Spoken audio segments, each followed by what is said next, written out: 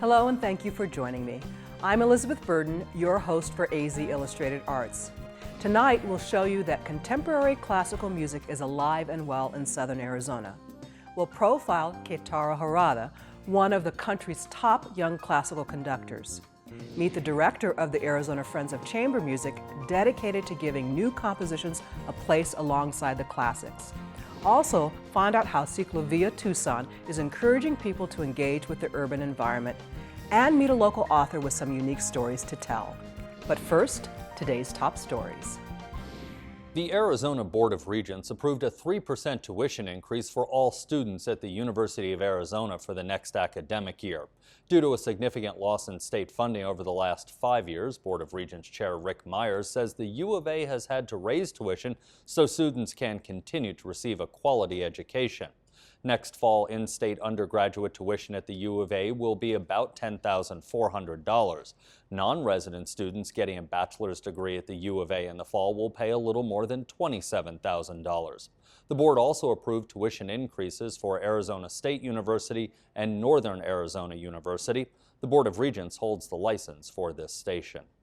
Federal data on wages shows Arizona women are earning 85 cents for every dollar a man in the state makes. That means the wage gap between women and men in Arizona is smaller than the national average. The average woman in the United States earns 77 cents for every dollar a man earns, but in Arizona the gap widens significantly among minority women. Officials with the National Women's Law Center, which compiles the data from U.S. Bureau of Labor Statistics, says African American women in Arizona earn 67% of what a male earns. Arizona's minimum wage, which is higher than the national minimum wage, helps boost Arizona's women's earnings, but women still make up 2/3 of all lower wage workers. And Department of Homeland Security Secretary Janet Napolitano is heading to the Arizona-Mexico border tomorrow. She'll tour the border near Douglas and talk with local officials before meeting with members of the media in Tucson. And that's a look at tonight's headlines.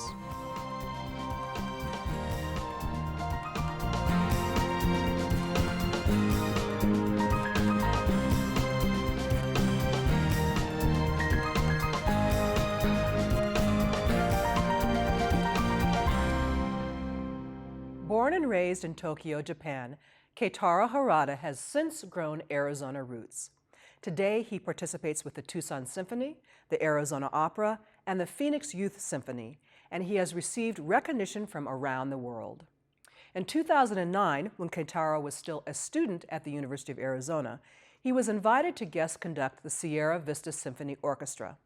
He now returns to Sierra Vista every year, which gives him another opportunity to share his enthusiasm and love for music.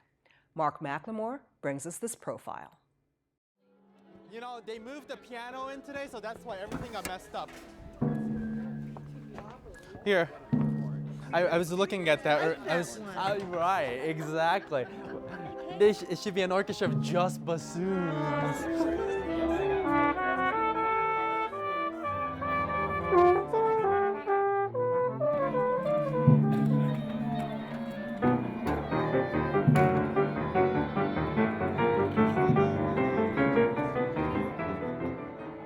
In any orchestra, musicians could play these music on their own, really.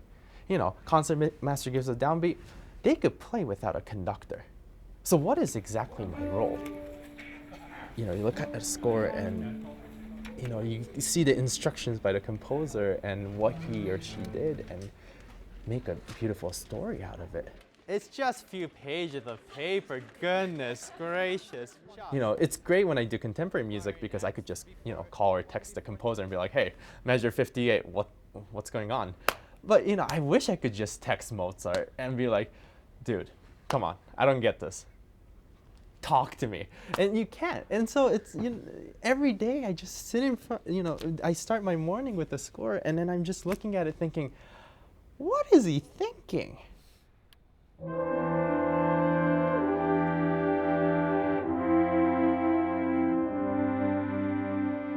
I could get close to finding a right answer by looking at the score over and over and years after year, but no one's gonna call me and be like, hey, that's the correct interpretation.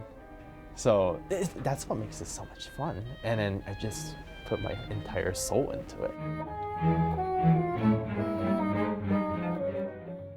You know, music is language without words, and that's exactly how I need to communicate. You know, don't just, you know, give a downbeat and then let it play. You know, if it's a bass drum and you want a big sound, and if just like on the podium, wind up and go, kaboom, you know, and then the musician will be so inspired to just go, bam, and then the orchestra will be like, oh, you know. And if you want the sound, whatever sound you want, be the sound. Be as expressive as possible with your facial expression. You know, you have to be that note. You have to be that melody. And that's just how I feel music. It's all from the heart. Everything is communicated through the heart, and then it's something that the musicians can feel. Then it translates to the audience. You know, and then audience members, they don't know why, but they feel something warm, or it makes them cry. It gives them goosebumps, but they don't know why. They can't tell you why in words. Erika Tazawa, who is my best friend, is the soloist for this concert. She is playing Shostakovich Piano Concerto No. 2. I've known Erika for a few years now, but we've never actually worked together as a professional musician. So this is our first opportunity to be on stage together, and for me to collaborate with her, you know, with an orchestra that I love. We are really close friends, actually. We used to live across the hall from each other in the same apartment complex in Phoenix. He is a genius at having this contagious, genuine energy about music. And I know that his excitement comes from his core. And you know, he is really, really amazing at showing that to the performers on stage. Yeah, so push forward at the end. When the audience hears that and sees that, of course, it's contagious. And then as an audience member, I always love just sitting that opening, because I never look at the orchestra, I'm just looking around. And you just see all these people just like, what just happened? And that's exactly what we want. The musicians here are not full-time professional, per se, musicians. They have their full-time jobs elsewhere, and then they come here to purely enjoy the music. And I think that's really special. It doesn't matter if you're professional or not. You don't need to be so loud here. Just get the character right. And 1, 2, 3. The Sierra Vista Symphony is one of the warmest people on the planet. They are so happy to be here. Each musician just loves playing. They just want to put their entire life and soul into playing so beautifully and so energetic and so musically. We have professional musicians to amateur musicians to people who may be playing instrument as a hobby too. But we all come together and we go through a rehearsal process, and then we try to do our best to bring the best possible thing that we can as a group on the plate, and then present it to the audience. Just the G one more time. And there are some times that, there'll be technical things that might be a little bit beyond what they could do. But who cares? If you're having fun, we all have fun. I constantly think about, what can I make the audience excited about classical music? If I could get one person interested, they come and they talk about, they have a blast, and they go home and then they check out when the next concert is and bring another friend. You've already increased 2 or 3 people in the concert hall, and that's the most important for us to survive.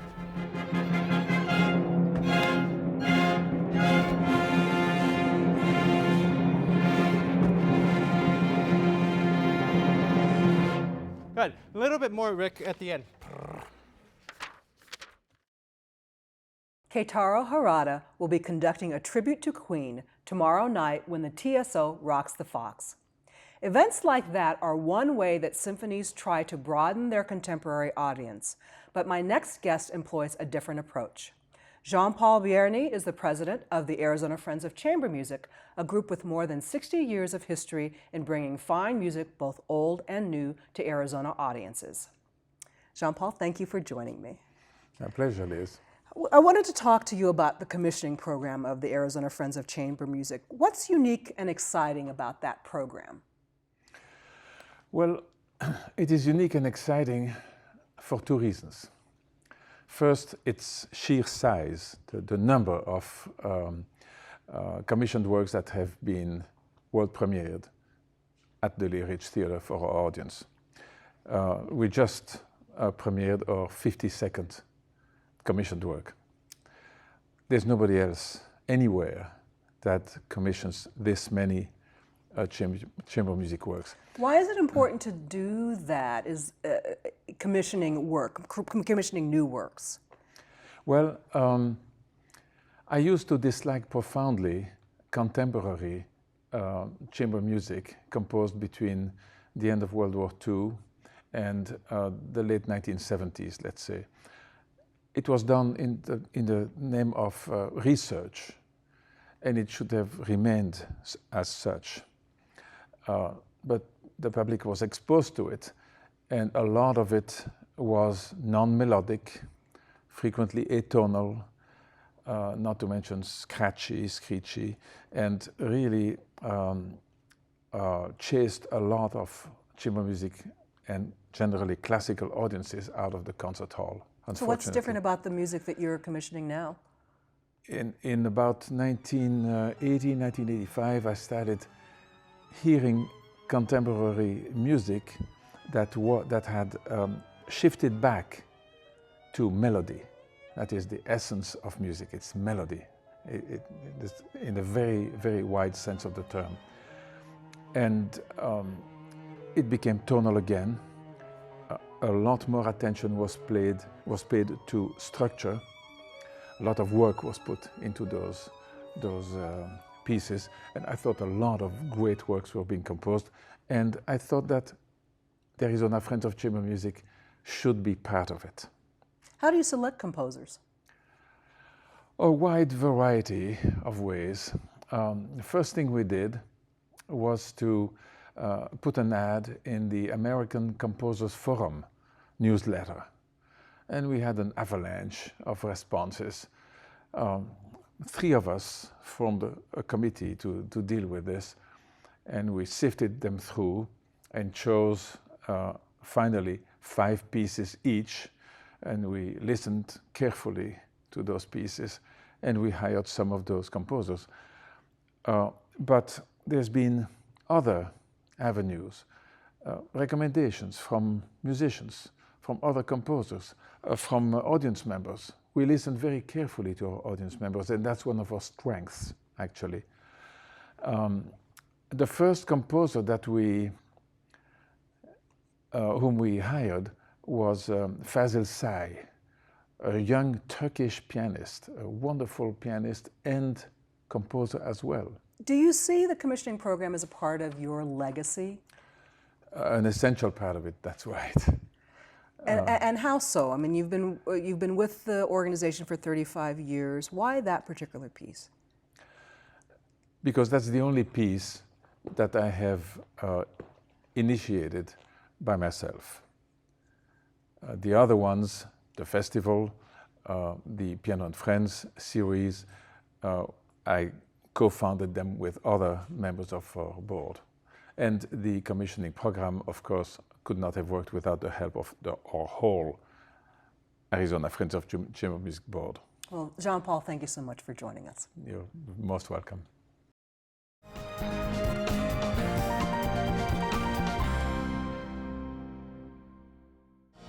North Korea threatened again to strike the United States with nuclear weapons and moved a missile to its eastern coastline. We update the latest provocation from Pyongyang and the reaction in the U.S. and elsewhere. Then we examine possible links between a white supremacist prison gang and recent murders of law enforcement officials. We get the details on new research showing the soaring price tag for treating dementia, now topping the cost of cancer and heart disease. From the African nation of Kenya, Kira Kay reports on the religious divide in the port city of Mombasa.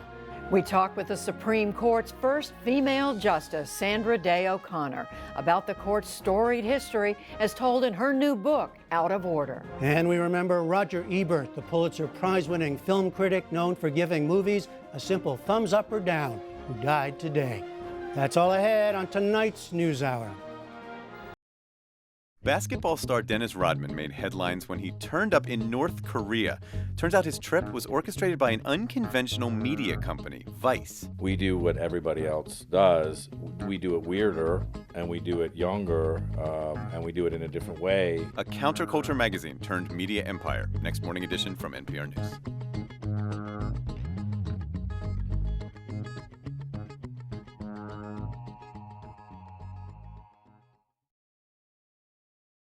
Since 2010, Cyclovia Tucson has been an event that encourages active participation, walking, biking, and enjoying what they call a car-free and carefree life in central Tucson.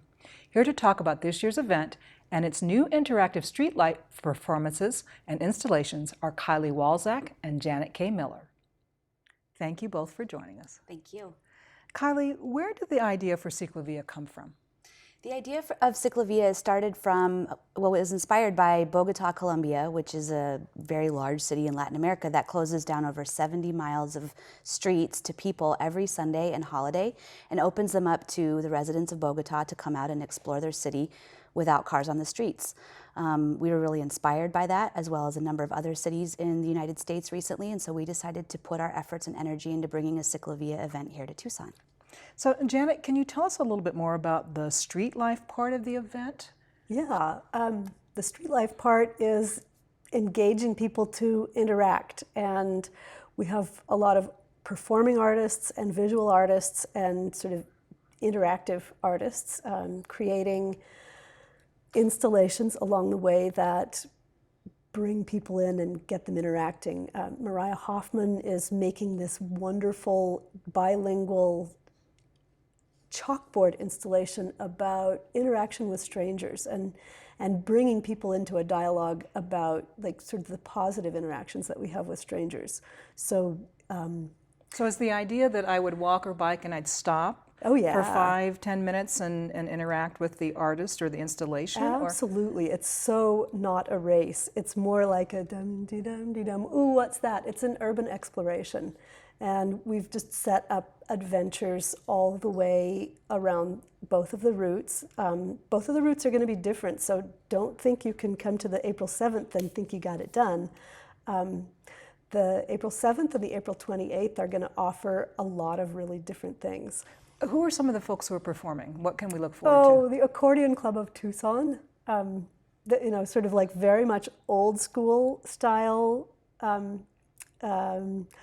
Uzo Dance is going to be leading. She has a drummer performing with her, but they're not performing really. It's very much more interactive. She'll be leading dance activities. Kimmy Eisel, who's known in town as a dancer, is going to be directing little 5-minute bicycle, I think it's called Boogie with Your Bicycle, Learn to Dance with Your True Love, and getting bike dance performances going with anybody who's riding by on their bike and wants to try dancing with their bicycle. Why add art to an outdoor street-based event? Well, I think art is a way to engage people in a different way. I mean, for a lot of years, this this activity has been viewed as a physical activity, as a way to get healthy and to get active, but really we want to bring this event to as many different people as possible. I think it's too easy to categorize people by their different interests and say, oh, that Cyclovia event is for health nuts or for bicyclists or for joggers, but really this is for everybody. And I think what we want to do with Cyclovia in the long term is provide this public canvas, this platform for participation, for people to get to meet each other and meet up with each other and interact and experience things with other people. What do you think is the impetus for individuals to participate? Why would this be something that I'd want to take part in? Personally, I ride my bike every day for transportation. I think for me, I'm really excited about the idea of riding my bike on the streets without cars, number one. That's really exciting to me because we do have to share the space every other day, and it can be taxing on people who are out there in the environment, riding around. Number two, I just think it's another great Tucson festival, and we're putting our own spin on this festival in the spring that I think people are going to grow to love and to look forward to every year, just like they do the All Souls Procession or Tucson Meet Yourself. And people can find out information about the route and the dates from your website, which is? CycloviaTucson.org. We have information and maps, as well as ways for you to submit your videos from your experiences at both Cyclovias, and ways for you to fill out just little participation forms to let us know what kinds of ideas and activities you have planned for that day. And if you want to keep it a secret, that's okay too. But we like to make sure that everybody knows as much as possible about what's planned that day. Well, Kylie, Janet, thank you both for joining us. Thank you. Liz.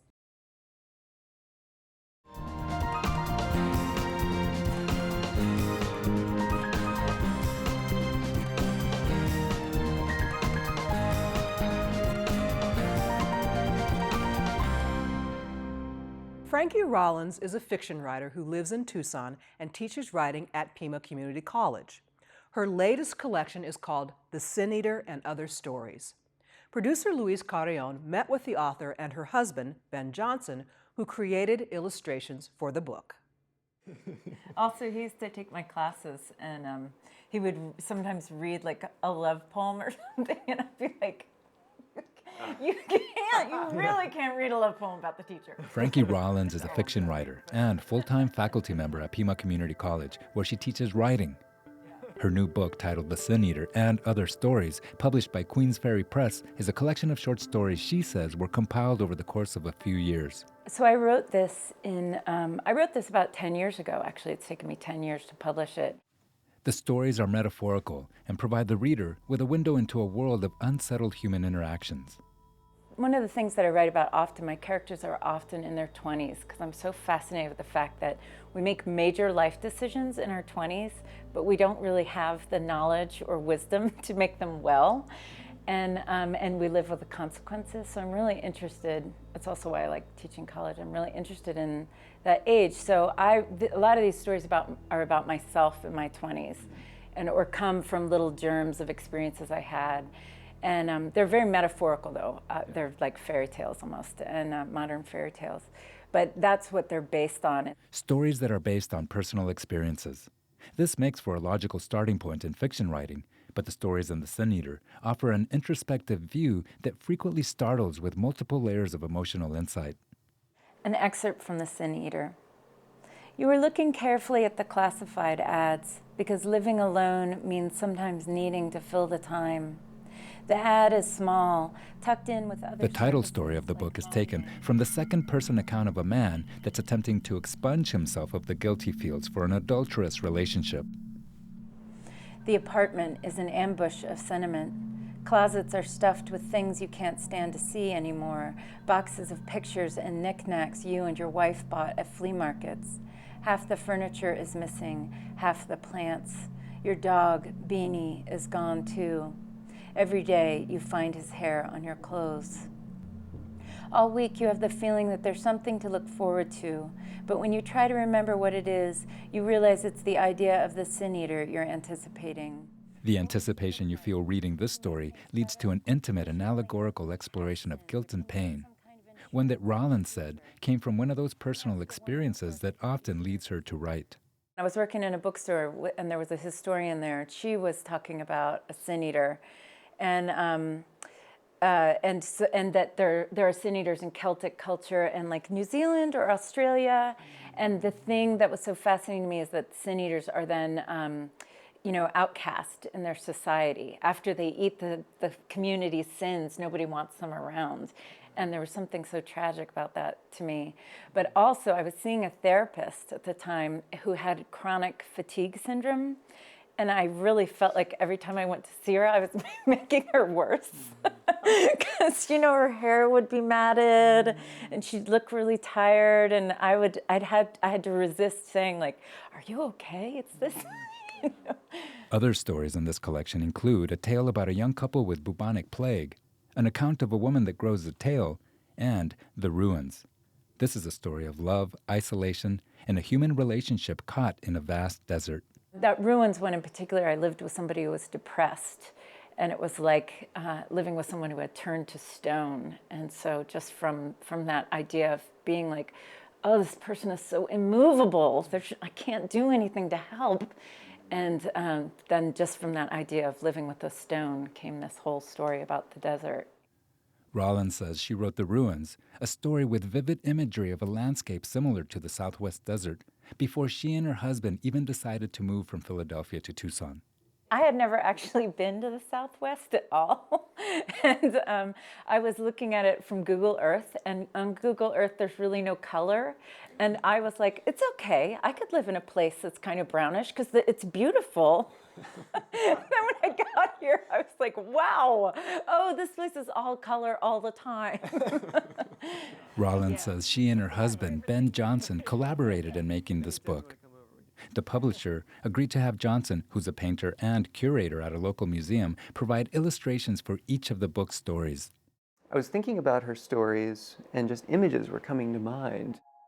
Johnson says the style for these illustrations evolved directly from the inspiration he received from the stories. Frankie's writing is so visual, is the thing.